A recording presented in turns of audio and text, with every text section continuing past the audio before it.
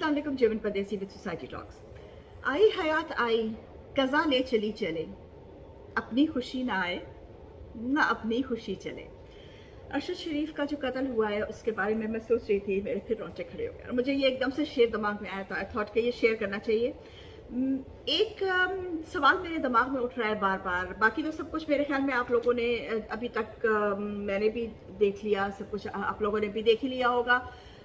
हर किस्म की न्यूज़ है, हर किस्म की वीडियो आ गई है, हर किस्म की बात हो रही है, लेकिन एक सवाल जो सबसे इम्पोर्टेंट था, जो पाकिस्तानी कौम को उठाना चाहिए था, वो किसी ने नहीं उठाया। और वो सवाल मैं उठा रही हूँ। It's an open question to the Pakistani nation including me, everybody. और वो सवाल ये है कि क्या पाकिस्तानी जान की कीमत इतनी सस्ती है? हम क्यों सड़कों पे नहीं आए? हमने क्यों एहतजाज नहीं किया? हमारी गवर्नमेंट ने अभी तक नैरोबी का जो वहाँ पे एम्बेसी के लोग हैं उनको क्यों नहीं बुलाया? उनसे क्यों नहीं सवाल किया कि हमारा बंदा तुम्हारी सड़क पे मारा गया?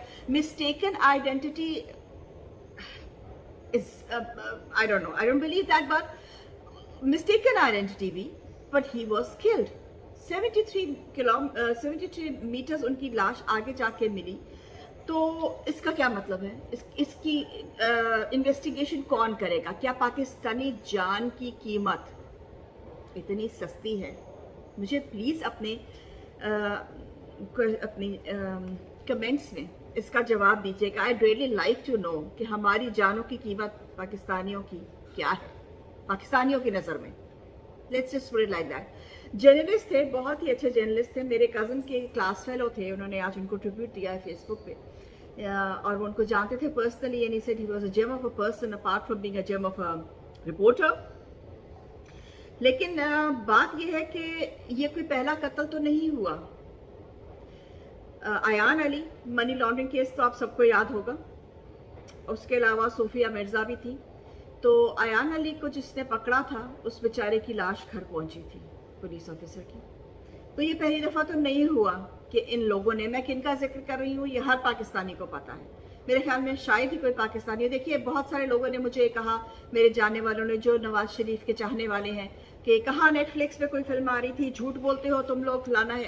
मैं सब कुछ मानती हूँ जी, ठीक है, नहीं आ रही थी नेटफ्लिक्स, सब कुछ ड्रामा है, पूरी दुनिया झूठ बोल रही है, नेटफ्लिक्स झूठ बोल रहा है, मैं मान लेती हूँ। लेकिन इमरान खान का सका होना या नवाज शरीफ का सका होने के बजाय अगर आप इंसान हो के सोच लेते तो क्या अच्छा नहीं था?